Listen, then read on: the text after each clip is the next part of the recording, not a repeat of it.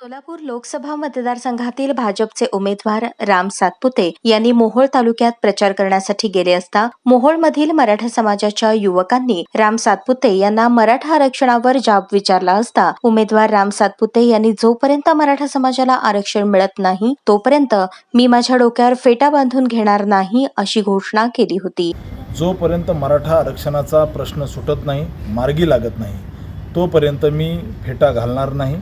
या ठिकाणी उद्या निवडून आल्यावर सुद्धा मी फेटा घालणार नाही, अशा पद्धतीचा मी संकल्प केलाय।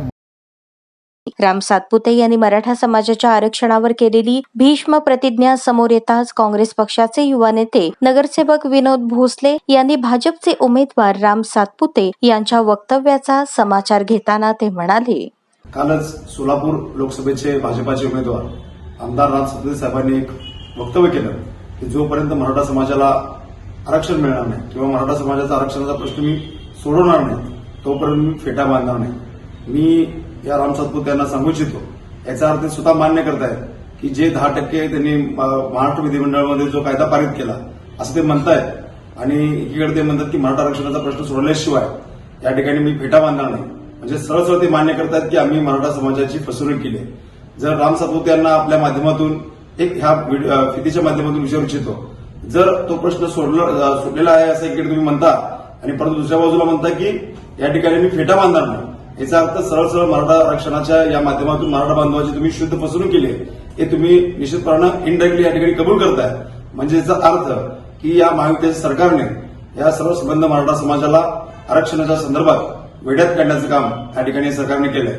म्हणजे जो उधळलेला गुलाल असेल किंवा जो झालेला जल्लोष आहे हे सर्व मराठ्यांची शुद्ध फसवणूक होती, हे स्वतः राम सातपुते या ठिकाणी मान्य करत आहेत। आणि राम सातपुतेंना विचारू इच्छितो की ज्यावेळी 10%ची आरक्षणाची या ठिकाणी विधिमंडळामध्ये प्रोसेस चालू होती त्यावेळी मात्र राम सातपुतेंनी कोणत्याही प्रकारची बाजू मांडली नाही, परंतु आज मात्र या ठिकाणी केवळ मतांसाठी या ठिकाणी मराठ्यांच्या भावनांशी खेळण्याचा प्रयत्न राम सातपुते साहेब करत आहेत।